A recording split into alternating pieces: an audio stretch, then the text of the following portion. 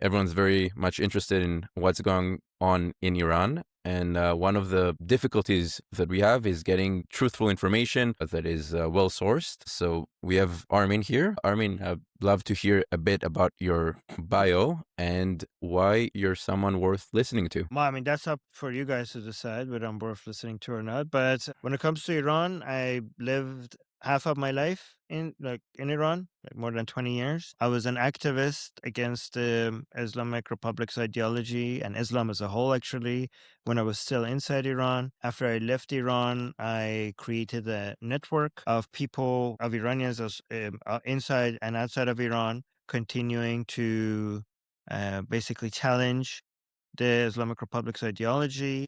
I also created, this non-Iranian group as well called Atheist Republic, which challenged religion as a whole.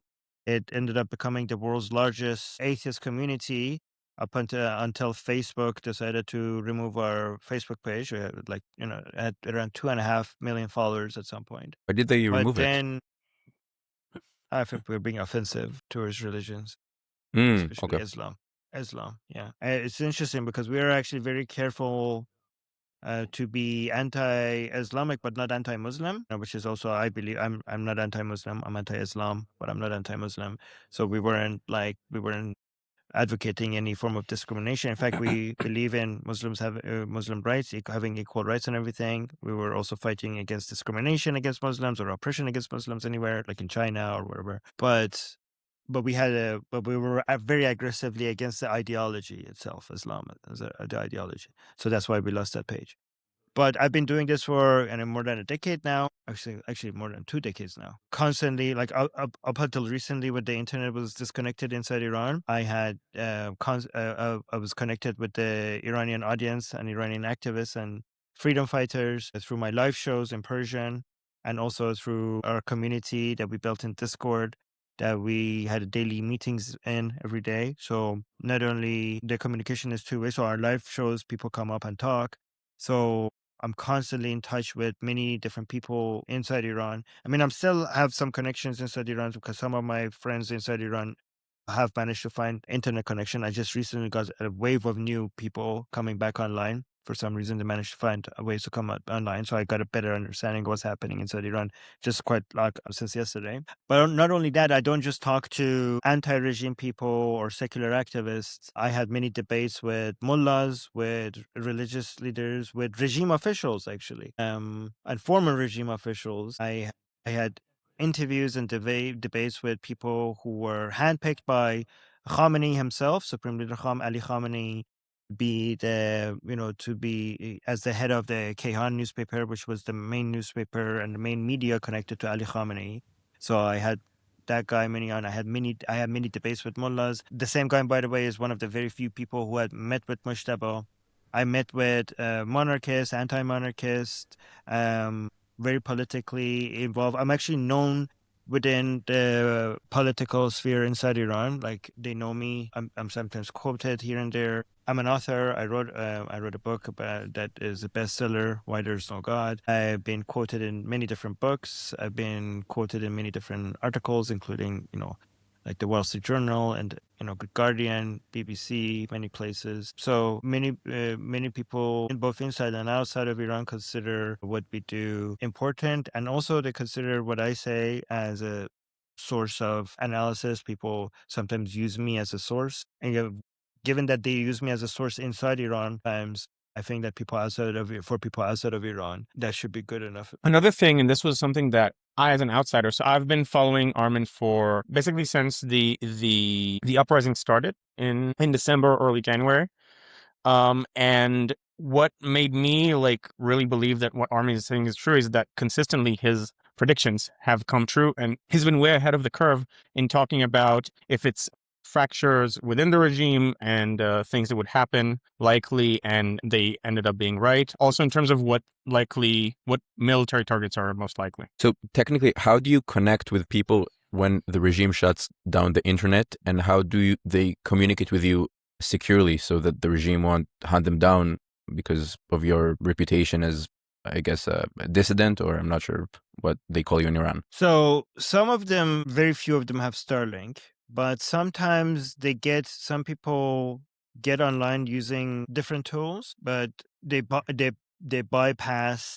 They call them filter chicans. They're like VPNs and other ways. Sometimes people, so the internet is not completely a block. Like many pro-regime people have full access to internet, very, very good internet actually, right? And that's supposed to be only for pro-regime people, but pro-regime people are selling them, right, to make a lot of money because internet access is like many people really want internet access. So it's not when something becomes illegal, it doesn't become unavailable. It just becomes very expensive, right? Hmm. So it's kind of like the mafia. Like when you make alcohol illegal, you can still get alcohol. It's just now it turns into an illegal mafia like operation.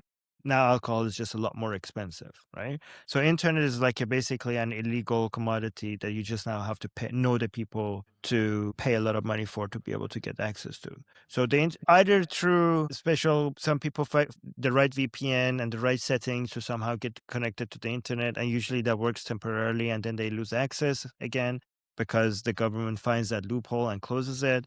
Or some people just pay a lot of money for those government-approved ways of accessing the internet that are being sold by people who have it. So those are, but the other way is Starlink.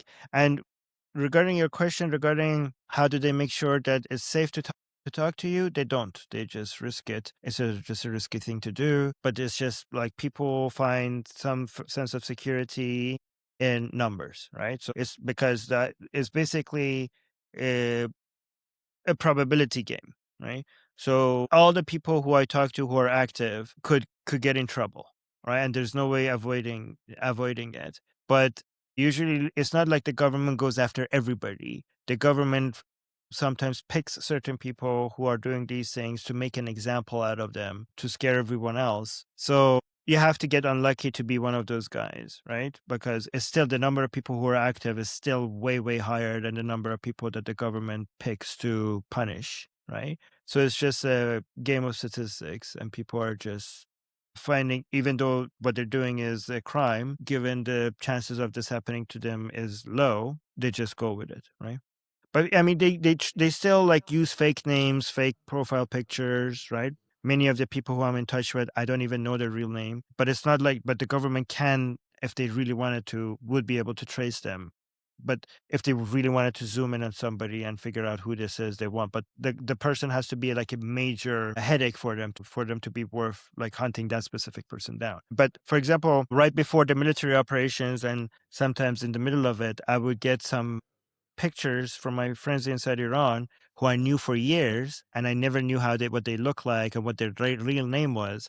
When the military operations were underway, they would say like, Armin, this is my real picture and this is my real name. In case I die, let the rest of the team know that this is who I was, because they were afraid that maybe they will die under the bombardment, and our entire group we're kind of like a family right there in these communities. They were worried, like, what if I die and none of these people will ever know who I really was? So they sometimes send me their pictures and their names to just reveal who they really were in case something happens to them. Armin, you mentioned tools that the dissidents use to access the internet, and I think it's worth actually advertising what specific tool that would be. So the tool that Iranians mostly, and I learned this from you, use is called Siphon Conduit. This is how you spell it. This is the software.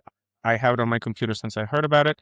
And this is specifically meant to give bandwidth of people with unlimited internet. If you have unlimited internet, I highly recommend you do this, to people in countries with blocked internet. And this allows some of them to override that blockage and actually access the internet. And so it's free, it's open source. There's no risk to using it. If you have unlimited internet, it's highly recommended that you download it. You can see here, since I last opened it, I already delivered 15 gigs of data, which helps a lot of people access the outside world. And the creators of the app specifically said that now they're targeting Iran and Iranians to help them connect to the internet. Thank you for that. Right now, recording it beginning of May, the war kind of winded down. Right now, of course, there is the siege on the Strait of Hormuz. How do you describe the different factions within the government of Iran? Because usually in Western media, they just say the Iranian government. But now that most of the regime officials have been eliminated, you've got the IRGC. And how does the internal politics actually work within the decision-making process of the regime? One thing regarding the wording, and again, this is just our wording, you don't have to go with it. We prefer not to refer to them as the Iranian government, because we don't recognize them as the government. We prefer to call them as Iran's occupiers, right? Rather than the government. But so the different segments right now, so traditionally people who from outside wanted to look at the Islamic Republic, they will see it as reformer versus hardliner, which was always an inaccurate way of looking at it, but it's actually even more now. But the people like the so-called moderate reformers have always been hardliners themselves, just using different tactics. In fact, if you look at their history, many of these moderate or so-called reformers are actually more radical and hardline than the so-called hardliners. But those people who used to be considered the reformers or moderates have been completely sidelined as of right now. So maybe I could share my screen as well. So maybe this could help you understand what's going on, right? So this is our bingo card. These are the people, the main officials of the Islamic Republic, and you can see the ones who have been killed through the most recent operations and the ones before it. You can see the with the skeleton grayed out and with the skeleton mark, right? So if you go to the traditional reformers, we have Rouhani, we have Khatami, we have Zarif, we also have Araghchi here, over here. Araghchi is now important because he's a foreign minister, but all the other reformers so-called reformers have completely been sidelined. They might have a comeback at some point, but right now there's not that much of an influence here, okay? So the most important people right now is these people. Okay, so Ghalibaf as the speaker of the parliament, so basically the head of the legislative branch, and that's not why he's important, okay? Because the head of the legislative branch is not the reason why he's important. Ghalibaf being connected to IRGC and having his own camp and base of followers, that's what gives him the influence that he has, okay? So your title within the Islamic Republic, your title doesn't give you the importance than the access to soft power and military power. That's what gives you more power than the title. For example, Pezeshkian who's the president, the head of the executive branch. He has much, much less power compared to somebody like Ghalibaf, even though you would think that the president would be important. But Pezeshkian has right now much less relevant than many other people that we're going to talk about here, right? So Ghalibaf is one of the most important people. The most important person right now within the Islamic Republic is Ahmed Vahidi, the current head of IRGC. Salami was killed during the July operations by Israel, and then Pakpur was killed also. Now Vahidi so these were the previous two heads of IRGC, and Vahidi is now the new head of IRGC after both Salami and Pakpur were killed. So he's right now the most powerful person within the Islamic Republic. It's not Mujtaba Khamenei. Mujtaba Khamenei, even if he's alive and healthy, he is not the most powerful person within the Islamic Republic. Even if he's alive, he would right now be a puppet of the IRGC. Another very important person is Zolqadr as the main leader of the Supreme Security Council. So he's a very important source of power. So I would consider Zolqadr and Vahidi right now to be on the same side right now. So if you ask who's in charge within the Islamic Republic, I think there's technically nobody in charge. We have different sources of power that are competing with each other. That's a better way to looking at it. So instead of asking who's the main person in charge, we have to ask basically who has what power and where does their source of power come from, where does their source of influence come from. So I think Ghalibaf and his camp are one camp. Vahidi and Zolqadr are one camp. Let me see who else right now. I think the other main source of soft power, at least, is a person like Saeed Jalili, which a lot of people are not talking about right now, but at some point he might become more important. So Mujtaba Khamenei he himself is not the source of power. He is a tool right now, and whoever has the upper hand gets to control what Mujtaba says, right? And I think right now, the main people who in charge of what Mujtaba says is Vahidi. At some point, I think Ghalibaf had some influence over what statements they claim Mujtaba is saying based on the messages that were coming out of coming from Mujtaba. But now, based on how based on the statements that are coming out, it seems like Vahidi is more in control. Given that the influence on what Mujtaba Khamenei is saying was switching between Ghalibaf and Vahidi, and Saeed Jalili didn't seem to have much influence over that, it's actually very interesting to see that Jalili just recently came out and challenged the idea that any of the statements from Mujtaba that are claimed to be from Mujtaba might actually be not from Mujtaba. And he came out and publicly asked for Mujtaba to come out and speak himself to make sure that these statements are not just being attributed to him. And that post was actually deleted, but you can see that there's a major tension between them right now. Then So can you say what the tension is about? Well, the tension is about how revolutionary versus pragmatic the Islamic Republic is being. That's what it seems to be about. But what it actually is about is who gets to be in power, right? So these are just tools, right? So again, when I say pragmatic, I don't mean not radical, not hardline. These are all hardline. They're all radical. It's just about the people like Ghalibaf are. So if we wanted to look at these three types of people, we have the Ghalibaf camp, we have the Vahidi camp, and then we have the Jalili camp. So the Ghalibaf would be the most pragmatic minded, and the Jalili would be the most revolutionary minded. And Vahidi would be somewhere in the middle. But when I say Ghalibaf is pragmatic, it's not in the sense that he's not a hardliner. It's that he better his understanding is that if we collapse economically, all of this is going to fall apart. Like, we need to be more flexible to the Americans so that the Islamic Republic continue. And the Jalili camp but that's what it seems like he's being pragmatic for the sake of the survival of the Islamic Republic.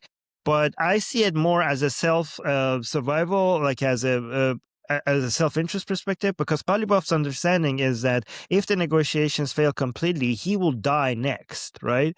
So this might actually be his main motivation, in my opinion, right now, Ghalibaf, is to just stay alive. And Ghalibaf also, if you look at his history, it's very obvious that he is he's more motivated by power and wealth and influence rather than the actual goals of Islam. And you don't have to believe me saying that. I mean, he is like when I say Islam, I'm talking about the Islamic Republic's version of, 12er Shia Vilayat Faqih version, Ethna Ashari Vilayat Faqih version of Islam. Quickly explain, that's the version that says that you have the 12th Imam that's supposed to come back and lead the revolution so the world will be Islamized. So if you have Islam has the two main categories of Islam is Shia versus Sunni. In Shia Islam, the two main categories, to simplify it, is the people who believe in 12er Shia Islam and people who don't believe in 12er Shia Islam. Within 12er Shia Islam, the two main categories, to simplify it, is people who believe in the guardianship of the jurist and the people who don't believe in the guardianship of the jurist. So when it comes to the Islamic Republic, we're talking about the guardianship version of the jurist, version of 12er, version of Shia, version of Islam, right? So to simplify that, we could just call that Khomeinism, to basically come up with a short term to refer to all of that. Just to mention it to the listeners, the guardianship of the Islamic jurist, that's the state ideology, which basically is the Islamic theocracy that is ruling Iran. Yes, exactly. Okay. So Ghalibaf has it shows that he basically uses this as a tool, and he was actually called out in a leaked audio by this guy, Mahmoud Ali Jafari, years ago for being fraud and stealing money. And that's why we know that Ghalibaf is more motivated by these types of things. So because that makes them more, so the more corrupted you are, the more pragmatic you are, right? So because the less corrupted you are, the more truly believe in this nonsensical Islamic ideology. But if you're corrupted, that shows that you're actually self-interested, and that makes you actually more pragmatic, right? So this is the guy that wants to be the most flexible to the Americans while acting like he's as anti-American as the rest of them. Jalili is part of the Paidari camp. The Paidari camp is the most radical part of the Islamic Republic. The Paidari camp actually is the group of people who, many of them don't consider the Islamic Republic to be Islamic enough. In fact, many of them hate the word republic in the Islamic Republic because the word republic is Western. It suggests that we need to have rule by the people instead of rule by Allah, right? Some of them hate the idea that we even have elections, even though it's fake elections, that we have elections. The idea of a parliament is Western. The idea of a president is Western. None of this is Islamic. So the Paidari camp hates that. The Paidari camp hates the fact that we even had internet in Iran connecting the Iranian people to the world. If I want to go with the spectrum from the most flexible, so-called pragmatic, is to the most revolutionary ones. So at the very most pragmatic people, we have people like Rouhani, Zarif, and Muhammad Khatami. And then coming closer to the revolutionary end of times narrative, then people, the Ghalibaf camp would be over here. And then coming closer to the revolutionary end of times, Mahdi focused, then we have the Khamenei camp and the people connected to the Beit Rahbari, or the office of the supreme leadership. But even the Khamenei camp, on Khamenei, Ali Khamenei and Mujtaba Khamenei are not the most extreme. The most extreme is the Paidari camp, where people like Jalili that I just showed you, and there's so many of these people don't even didn't even want Ali Khamenei as their spiritual leader. Like, not all of them, but some of them secretly believed in this guy Mir Bagheri as their main spiritual leader. But Jalili is part of his camp. Mahsouli is part of his camp. Sabiti is part of his camp. Who else is part of his camp? Nabavian is part of his camp. So these are the people who want the least amount of flexibility to the Americans. Many of these people from this camp are frustrated with the Islamic Republic because we're already frustrated with the Islamic Republic ever since the Mahsa revolution, the Mahsa uprising, because hijab laws haven't been enforced as much inside Iran as they should be. Not because the Islamic Republic wanted to be more lenient, but because so many Iranian women were defying the laws that it became very difficult to enforce the law. So they consider that a failure of the Islamic Republic, and the proof that the Islamic Republic is not Islamic because it's not enforcing Islamic law. Ever since, these people are frustrated with the Islamic Republic because in Trump's first term, after the killing of Qasem Soleimani, there was not a meaningful reaction to the Americans. They're frustrated because during the 12-day war, there wasn't a meaningful reaction to the Israelis. And now they're frustrated with the Islamic Republic because they're negotiating with the murderers of Ali Khamenei that they're talking about. During the negotiations, they're even considering talking about the nuclear capabilities, the enrichment of the uranium of the Islamic Republic. They think that that shouldn't even be on the table. So their power, by the way, Jalili and the people from that camp, their power is limited because they have very limited military power. So Vahidi has the highest military power. Ghalibaf has some military power because of his connections to IRGC. But but Saeed Jalili and the Paidari camp, they have the least military power. However, they do have more soft power, because the pro-regime Iranians, which is the minority Iranians, nobody knows exactly what that number is, but many people say it's under 5%.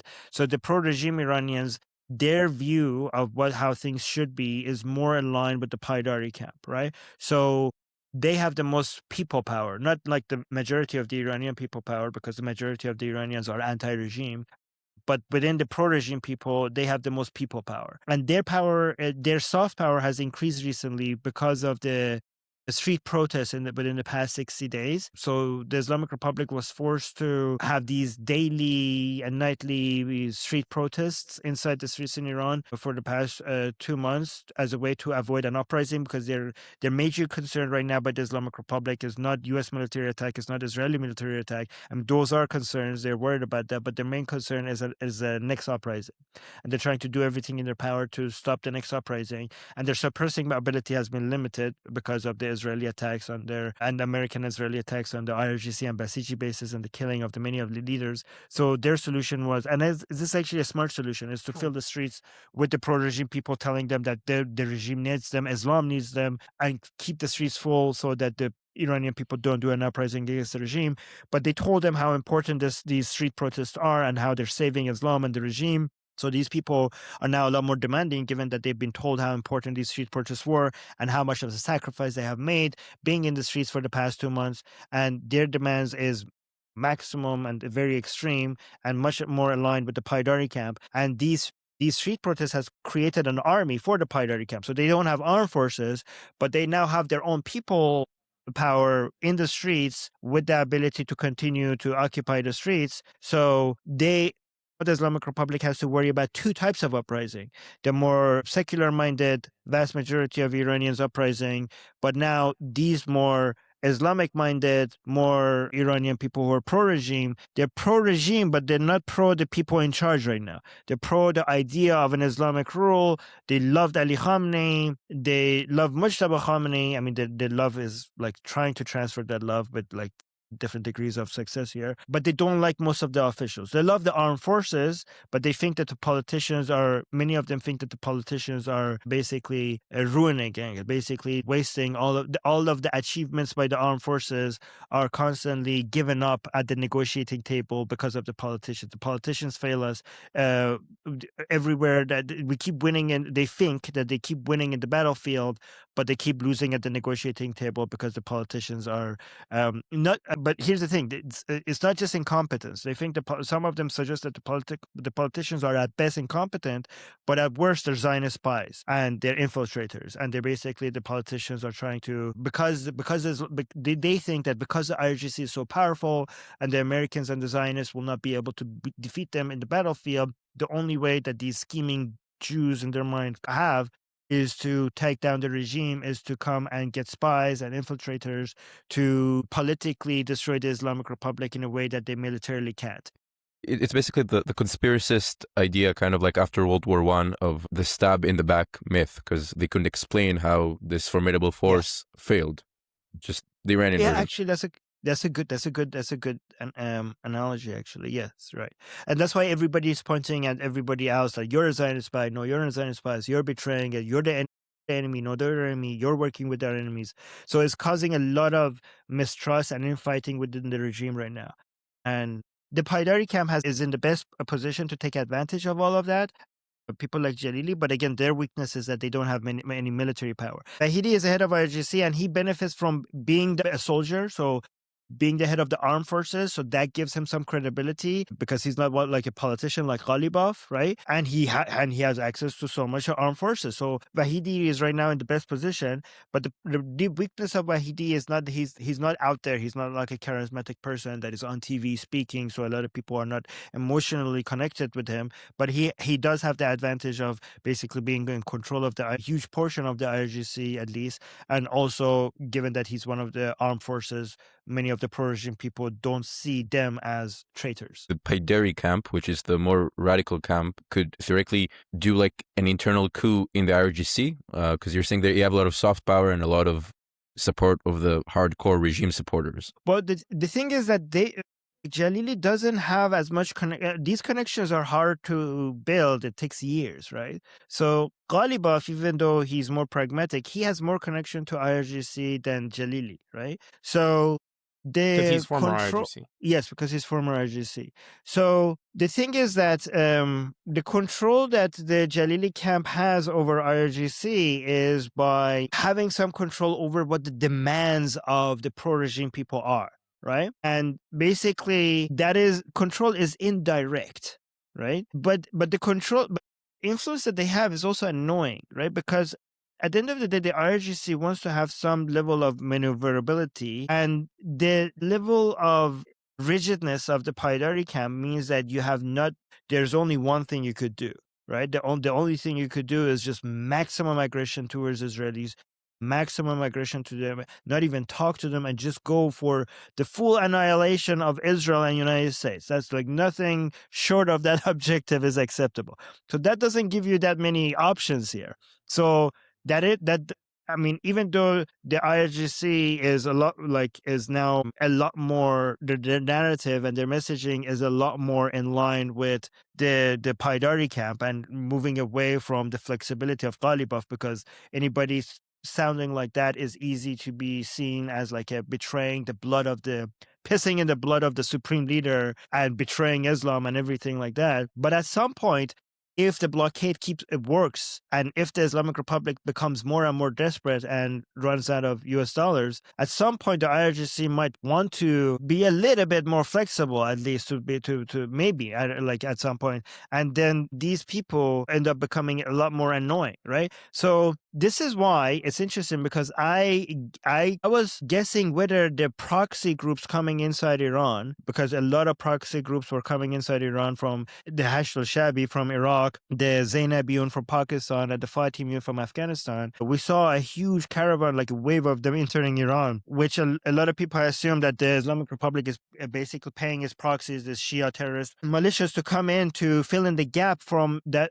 because of all of the reduction in their suppressing ability caused by the Israeli and American attacks. They were there to stop an uprising from happening and basically repeat the massacre that they did in early January. If in Stop case the that uprising of the regime opponents. They thought that they were there to stop the uprising of the regime opponents. So everybody was talking about the fact that these proxies were mostly for stopping an uprising, not mostly, only the only thing that was being discussed, that they were there to kill the Iranian people if the vast majority of the anti-regime Iranians tried again to do an uprising like they did in early January. Okay, but I came up with this idea that maybe they're also there to keep the pro-regime people in check as well. Not just the anti-regime people, just in case the IRGC at some point needs to do something that these people don't approve, to keep them in line as well. And it's interesting because weeks after I said that, and I showed the screenshot of this on our show, in the Telegram channels of pro-regime people, there were people, they ended up thinking, like, what if, because they were becoming so frustrated with the Islamic Republic, the pro-regime people, they came up with this idea that what if these people are also here for us? Like, well, actually didn't say also, they said, what if they're here mostly for us? Like, because they saw the regime moving so much in the direction that they were getting frustrated by, and sometimes they threatened the regime with uprising themselves. The pro-regime people sometimes they threatened the regime with the Paidari camp. The pro-regime people, a lot of them don't, the average people, they don't categorize themselves as the Paidari camp, right? They just see themselves as pro the Islamic revolutionary ideas. The Paidari camp are the politicians. The average person in the streets doesn't say, I'm a Paidari camp member, right?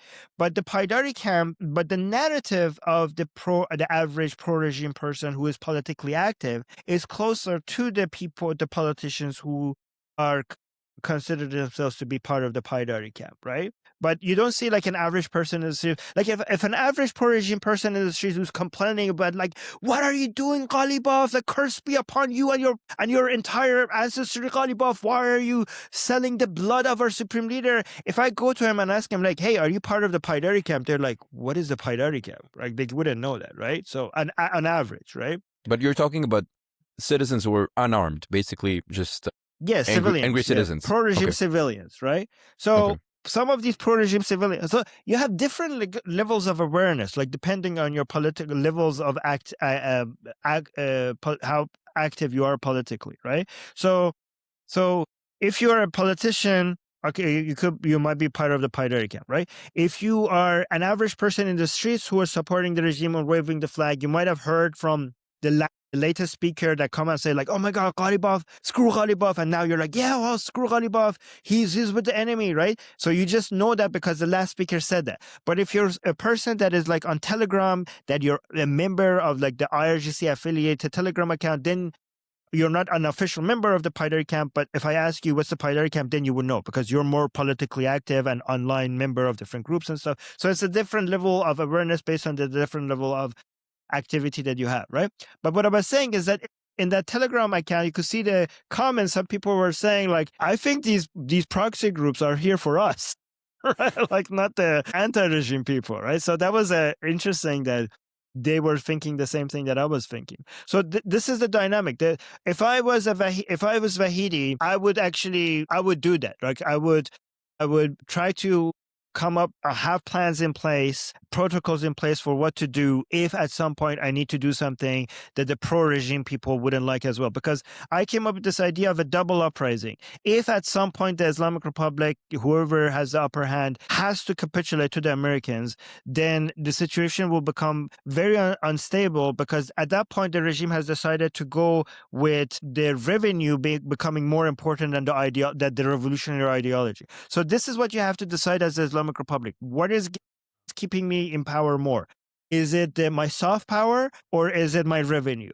Because I can't pick both. I have to decide. I have to lean into one of these two more. Because if I decide that it's the revenue that I'm making, that I'm paying my armed forces, that's keeping me in power, then at some point I need to capitulate because the blockade is killing me. But if I decide that it's the loyalty of my followers that is keeping me in power, and if I lose that, they will stop fighting for me, then I have to basically not give in to the Americans and double down against my resistance against the Americans, right? But the in-between solution is to replace my fighters, basically capitulate to the Americans and realize that many of these people will not support me anymore, but it's okay, because the Shia proxy groups are, even though they care about me being Shia and all of that, but they're not this picky regarding my positioning. They just shoot for dollars, right? So you're outsourcing, basically. You're outsourcing to foreigners. Outsourcing my suppressing power to foreigners. So that would be the in between solution. But again, this is again, all of this depends on how successful the blockade continues to be, or not. But the situation is that even if I if I capitulate completely and get the oil revenue, and yes, get my oil revenue back, and then get the oil revenue to pay the proxies to basically suppress anybody that is not happy with the fact that I capitulated, it's really hard to maintain all this for long. For you to be a tyrant, you need some level of support, right? It might be possible to rule over in a country with 5%, 4%, I don't know, maybe even 3% support. But it's really hard to rule over an entire country with close to 0% support. So if your last remaining 5% support turns against you, it's really difficult for you to continue ruling over an entire country where everybody, both the anti-regime people and now the pro-regime people, are against you. And here's a threat that I've been hearing from pro-regime people against the regime for many years. This is not new. We have been seeing this for years now, right? And it's just now getting more and more and more. With each failure and weakness of the Islamic Republic, this is just becoming bigger. But many years ago, I saw some pro-regime people saying that you shouldn't be afraid of those pathetic, weak, gay, and secular, irreligious uprising of the people. They don't know how to fight. If you slap them, they will go home. When we come into the streets, we will wear our shrouds. Is that what it's called? Kafan push miyam to khibum, which means we will come out into the streets basically with what you wear when they put you into the grave. We will wear that because we're ready to die.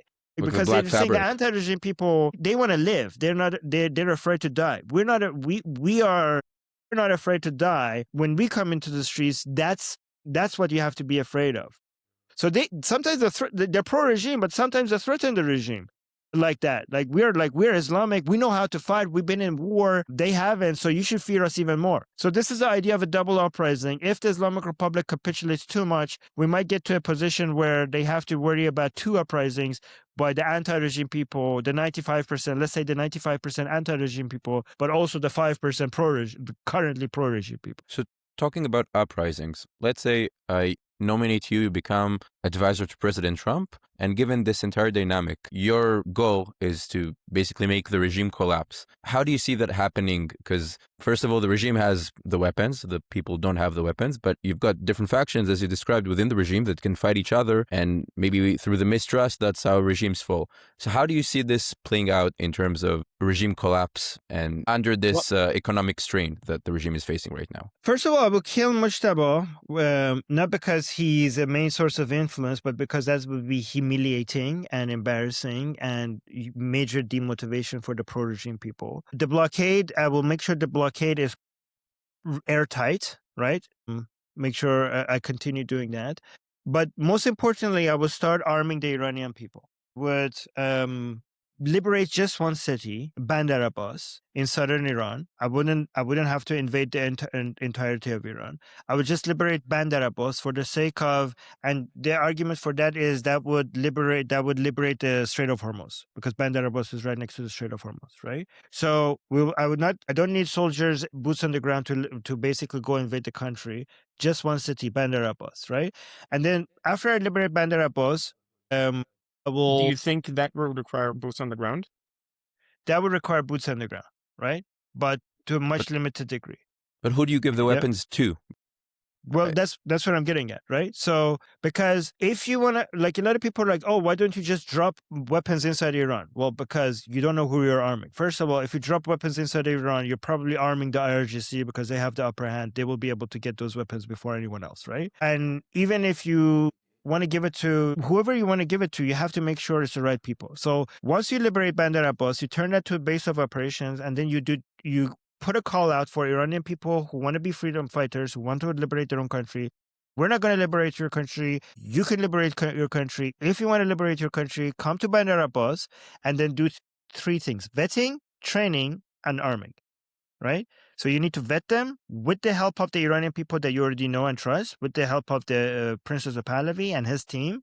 You will vet the people who you are arming to make sure that you're not arming the wrong person. And then you train them for a few months, and not just train them on how to use guns, but also on how to use drones. Drones is very important here, right? And the training process, I think, could be done with Ukrainian soldiers, because we already have precedent for this. This is not like an imaginary, like, naive thing that we're just coming up with, because everything you want to suggest, you need to have examples of it working so you could know that this is actually feasible. And this actually happened in Syria. Ukrainian soldiers trained the opposition against Assad on how to use drones, and for a few months, and it was very effective. It was very effective against Assad. So we could actually do the same thing in Bandar Abbas. And then once you vet them, and then you train them, and then you arm them, and then you start building an Iranian army against the Islamic Republic, rather than having an American boots on the ground army or Israelis or anybody else. You get Iranians to travel to Bandar Abbas, get trained, and start expanding from Bandar Abbas, geographically expanding from the south, and then move all the way to Tehran. And this gives you an immediate win, because as you expand that army from Bandar Abbas, even before the Islamic Republic is toppled, you will create enough distance from the Strait of Hormuz to the areas that the Islamic Republic has control over, for you to be able to say that the Islamic Republic has lost complete control over the Strait of Hormuz. And that would be a more immediate win before you get to the longer term win, which is liberating all of Iran and basically toppling the Islamic Republic. By the way, all of this might be unnecessary, because we don't know, like, the Islamic Republic might collapse any time between tomorrow till 10 years from now, right? So things could change like that based on internal division and infighting, and maybe a potential coup at some point within the Islamic Republic. So everything I'm saying might be become irrelevant based on the news that comes out within the next 24 hours or so, right?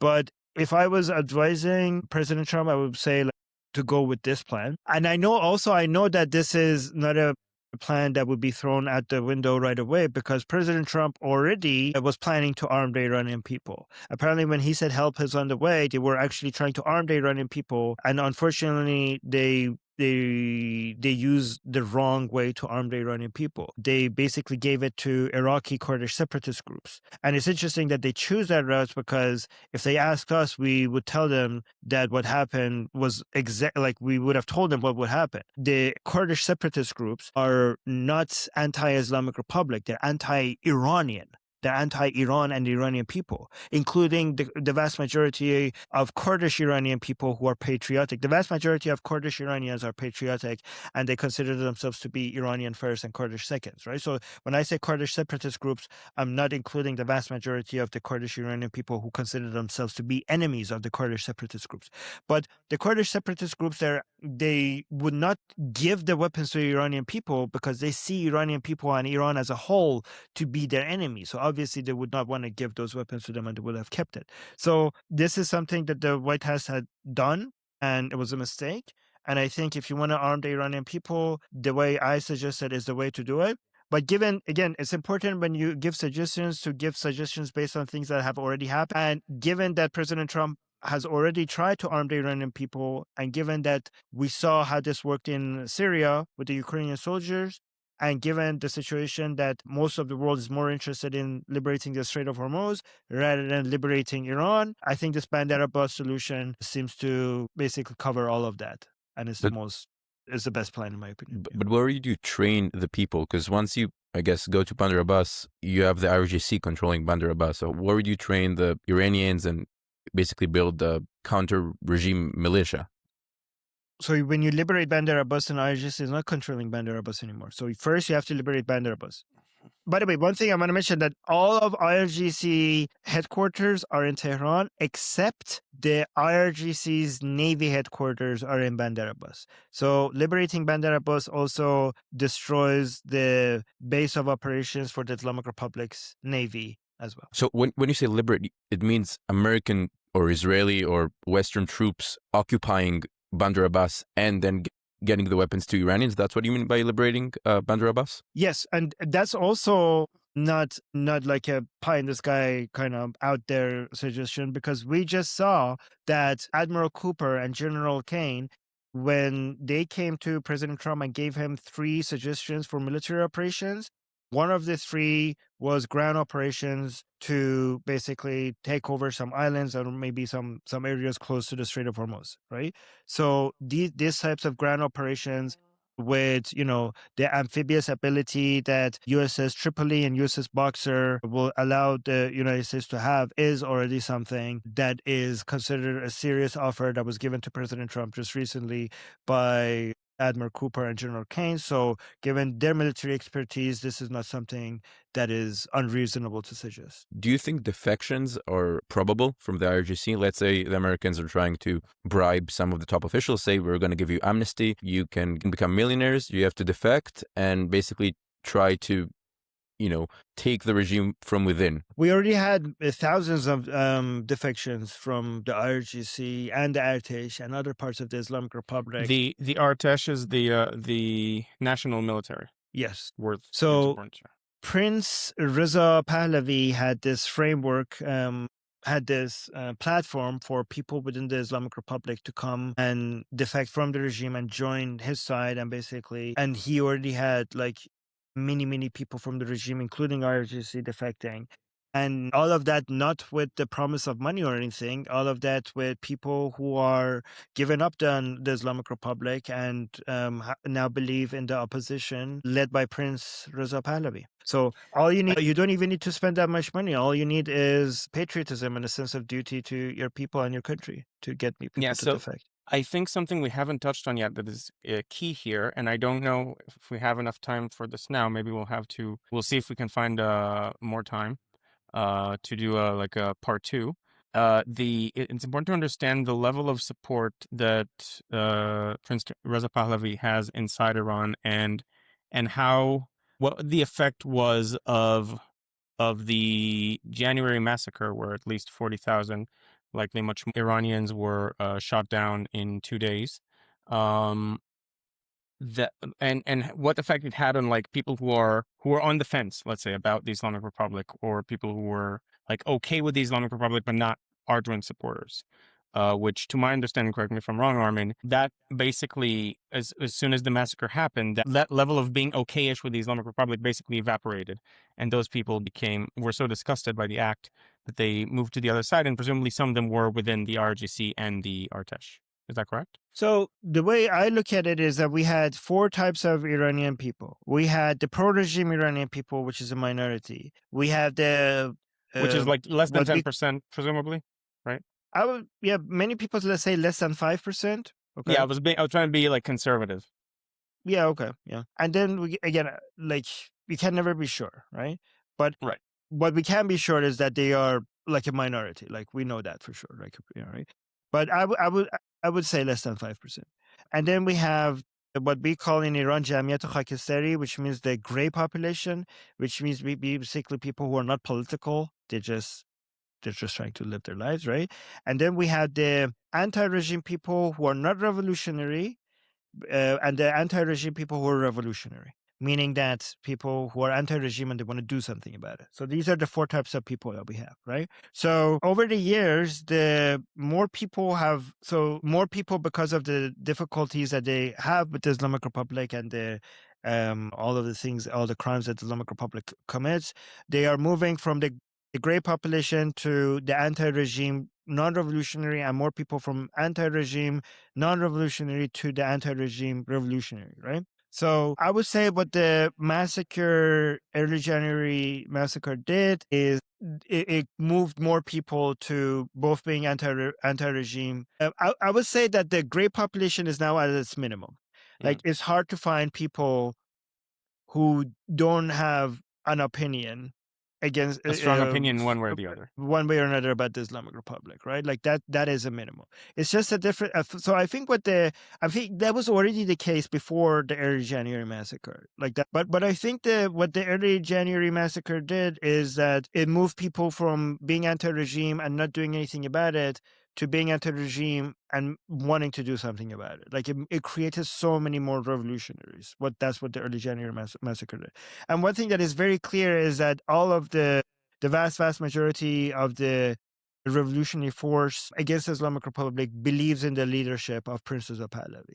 Like, it's basically him, and there's no there's no runner-up. Like, it's not like him and then this other person who might be a leader, but he's not as popular. Like, there's nobody else that comes even remotely close to Prince Reza Pahlavi's popularity. So guys, if you're watching this on Liberty Politics, check the link in the description and go subscribe to these guys as well. Okay. Thank you. Thank you so much, Armin. What's the name of your channel?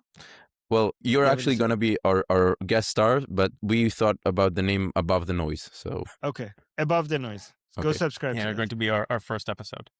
Thank you, Armin. Great. But it's an honor to be. Thank you. Okay, that was very informative. I thought it was quite dense, so I think it's worth. I'll try to summarize it in a way that would be like a 5-minute thing that we can maybe use. So basically, before the war, just now you had Khamenei was more or less a unifying figure. There were many different camps within the Islamic Republic, but Khamenei managed to be a unifying figure for them. And after he was killed and the war went as it went, which is to say absolutely obliterate a lot of the military infrastructure as well as the suppressive infrastructure of the Islamic Republic. So you had the IRGC bases and you have the Basij, which Basij is like a volunteer paramilitary group. Yeah. Full of so we talked about the Paidar camp, full of like the staunch ideological supporters of the regime who effectively sometimes worked as a morality police, and since the uprising have been used as a suppressive force, they put them in the intersections in Iran to prevent people from coming out and to scare them. So we being Israel and America destroyed a lot of their infrastructure, they had checkpoints with people. We sent drones and hit those checkpoints to make it easier for the people to rise up when the time comes. And from the get-go, after the massacre in January, a lot of people actually refused to go to work from the IRGC and the Basij, refused to do their job. And so that's why when originally they had to import people from Iraq as mercenaries. And that's it. And now you have the blockade preventing the Islamic Republic from getting any sort of finances. And so now they're in a problem, because they're losing and they're sinking. And then but at the same time, they don't want to capitulate to the Americans' demands, which are essentially total surrender. We don't know quite what's going on there, but based on the leverage points, I can't imagine it's anything but total surrender. And so you have several camps. You have the quote unquote moderates. They're not moderate, but they're more pragmatic in getting their radical ideology through, which are which is called reformers. And over history, these reformers have been used as a way to capitulate by Khamenei when necessary, to make concessions, and then you can blame them and say, oh, it's the reformers who did this. And that's sort of their role, to take all the bad baggage from the population, because the population is very radical. They think Allah is on their side, and they just need to keep fighting until they win. But those moderates now, those, again, quote unquote moderates, those reformers have basically no power left. They don't have support. They don't have, they have nothing. Then you have Qalibaf, who is I think he's the head of the parliament. He's a former member of the IRGC. Speaker of the parliament. Speaker of the parliament, thank you. And he is now sort of like a middle figure. So he understands the situation they're in. He wants to capitulate to the Americans, especially since he knows that if he doesn't, he's going to die. And he's opportunistic, so he cares about himself first. And he understands if the Islamic Republic wants to continue on, that's basically the only way to do this. However, his support is basically the media, and even that now is murky. So he has probably control, him and or people around him have control over the media, and they used to have control over the mouth of Mujtaba Khamenei, who we can treat this as like Weekend at Mujtaba's, like Weekend at Bernie's, because he's like basically this dead or almost dead person, and they just pretend he's alive and saying stuff. And like the source of legitimacy comes from him, because he's the supreme leader in name, even though he actually doesn't even have the religious credentials to be like he's not an ayatollah as far as his like religious credentials go. And so you have Ghalibaf, who wants to capitulate and maybe find a way either to save his own ass or save the Republic's ass, but in a much reduced form, which would require humiliation, meaning giving the Americans the enriched uranium. And then you have, more extreme than him, you have Vahidi, who is the head of the IRGC right now, after the previous leaders were killed. He has control of the weapons. So Ghalibaf, to simplify, sort of has control over the media. Vahidi has control over the weapons, and he doesn't want to capitulate because he also believes they're winning, and he's a hardliner, but he's not as ideologically like out there and in his fervent, beliefs. yeah, as the third camp that is left now, which is the Jalili camp, which is the let's make Islam 7th century again, basically. And he has the people power. He has the support of the people, not in him as a figure, but in the ideas that he's trying to put forth, which is we shouldn't even be a republic. We should be completely Islamic in as fundamentalist a sense as you can possibly imagine. And so the 5% or so of the population that supports the Islamic Republic basically agree with him in their positions, and he has the people power. Ghalibaf has the media power, even though that is now changing, and Vahidi has the military power. And so now there are internal fights over who controls what, and it seems as though, based on the changes in media and the changes in the messages that Mujtaba has been putting out, it seems as though Vahidi is consolidating power behind the IRGC. And so Ghalibaf there are rumors that he's in house arrest right now. And that means that basically there's no chance of the Negotiations succeeding? Yes, giving Trump what he would need as a minimum to end the operations. And so regardless of what his motivation is, I personally think that he does want actually to help the people. I won't get into why I actually think that he wants to help take the Islamic Republic down completely and actually give the people the chance to build a democratic country. But that's probably something we should talk to Armin about next time. I just want to ask you, Guy, you said that the media messaging has changed, which suggests that Vahidi is getting more power. So how did the Iranian media machine change in its messages? So at first, they were very strongly for negotiations. And like winning, they framed it as winning the battle through diplomacy. We had the military campaign. We wanted the military campaign. Now we need to win the diplomacy campaign. But over the last, I would say, week or so, it seems as though there are messages from within, and it's also different media outlets have different agendas. But it seems as though there has been more anti-negotiation messaging within Iranian media. Is it messages to the Iranian public or to the Western international community? internal Iranian media, internal State Islamic media. Republic, yeah, state media, exactly. So you're talking about like Mir Agency, Fars, Tasnim, like all those. Yes. So not all of those, I think, because different outlets belong to like different camps, but at least in some of them, there has been a noticeable shift in how they talk about the option of negotiations and what are the minimum requirements that they would need, and whether negotiations are in and of themselves a disgrace, and so on. And so it seems as though, and Trump is not happy with the latest message. Again, we're recording this on Saturday, May. So by the time it uploads, we might already be back at war. But it seems as though it's inevitable that there will be a return to fighting in some form, and that whatever happens needs to be done in a way that would take out the Islamic Republic. Now, something we didn't get the chance to talk to Armin about yet, is that there are already insurgency actions within Iran right now against the regime. And so you have some trained fighters, some that follow Pahlavi, who are, it's called the Immortal Guard. We're not sure how exactly they're trained, because obviously a lot of it is in secret, but they have done some guerrilla warfare against regime forces, against Basiji bases, against IRGC bases. Is it known so if on. they were trained also by like the state? They were like in Artash or in IRGC? No, I mean, I don't know. It seems as though they got at least some independent Like training, but it's not clear. like maybe training by CIA and Mossad or some other intelligence agency. That seems to be what's going on. And they have been taking the fight to the Iranian Republic, the Islamic Republic, sorry, and the taking over one city is one option. It might be the case, and I've heard this put out as well, that you would have some minimum number of people who are armed and are also trained with the weapons, and that would be enough to with the low levels of suppression ability that the regime has right now. If you have support from the sky through, for example, drones, Israeli drones, and Or maybe Ukrainian drones as well, as Armin suggested. So it would probably be Israeli drones in the sense that it would be Mossad agents who are doing it using Israeli weaponry. They might have some Ukrainian training, but it's probably going to be Mossad agents within Iran.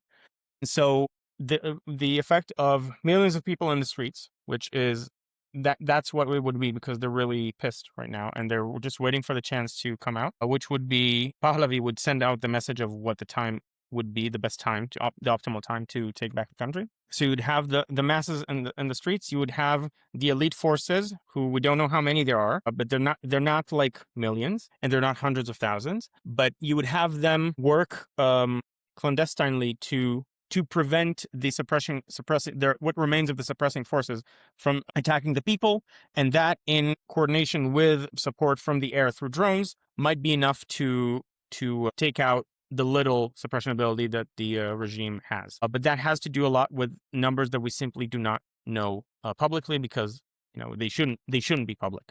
We know that there are some defections as well from the IRGC and the Artesh. We don't know how many. That's Pahlavi does, because he's the one to whom they defected. But it seems to be a decent, like a solid number of people. I would say it probably in the, I don't know, tens of thousands. But that's just, off the top of my head, just from just the feel of what it sounds like in between the lines. Yeah. So that's basically where we are right now. So let me just make another comment as we end this recap. I think one of the greatest insights that I got from Armin, that I think is not really reflected in the media, is understanding that the Iranian government, or as he corrected me, the Islamic Republic. The Islamic Republic, or the occupiers. The occupying, so they would say the occupying forces that have taken over. Okay, the occupying Iran. Forces. It's not, monotone. It's not a monolith. It's not one strata of people. It's not just it's not homogeneous group of people. They're different factions, and I think it's extremely important to understand it, because even under authoritarian regimes there is politics. Even under the Soviet Union, there are factions within the Politburo, and that's basically how the coup of 93 happened. Sorry, coup of 90, and there was another coup in the summer of 93. Anyways, in the USSR. In the USSR, when they were trying to have the coup against Gorbachev, and then there was the famous picture of Yeltsin. Anyways, that's a different topic. But the point is that, and that, just to add to that, that's especially true when you have a power vacuum, which has been the case since Ali Khamenei died. Yeah, and it's extremely important to understand it. And I'm not sure if Western governments understand the internal dynamics and politics of the regime. As you said, I didn't know that the different factions have their own media channels, and extremely important to understand it, if you're trying to drive a wedge between the different factions. And that's how basically regimes collapse, right? It's usually from within. It's the economic crisis causes people to either defect, or, it changes their calculation for the day after. I really hope that policymakers take that into account I'm not sure how much they understand it, but we'll have to see. And I hope we get more analysis and deeper insights from people like Armin in the future. Right. And so I think that at least two people understand the internal dynamics. The people with the most high quality intelligence about what's happening within Iran, which are President Trump and Prime Minister Benjamin Netanyahu. Based on their actions, it seems as though, even though they have had some missteps, they do seem to understand the internal workings. Now, if I don't know if this was intentional, but the negotiations by Trump are absolutely destroying the Islamic Republic from within. Like this started this level of conflict being as public as it is, and they can't hide it. And they're putting out messages like, "Oh, we have a lot of unity. Look at how unified we are," which you always do when you have nothing to hide and you're obviously actually unified. So that level of internal fracture that they're now trying to put out started because of the negotiations with the Americans in the desperate state that they're in right now. And you saw it with the foreign minister tweeting about opening Hormuz, and then you saw the IRGC basically calling him like an idiot and Yes. I guess contradicting him. And I think that proves that there is a strategy, against all the tropes that this war has no plan, no strategy. You do see that the war is basically incapacitating the Iranian regime. So I think it's worth keeping in mind. And I'll go on record as saying that I think the goal is to actually cause the collapse of the regime and the rise of Pahlavi through, it doesn't have to be Pahlavi, but it's going to be Pahlavi because he's the most supported within Iran, but making Iran back into a secular democratic state. So I'll go on record saying that is, I think, one of the goals. And I'll also go on record saying that I think it's going to be achieved within the year, let's say. Okay. So thank you, and keep following for more, and we'll hope for many more episodes in the future. So thank you.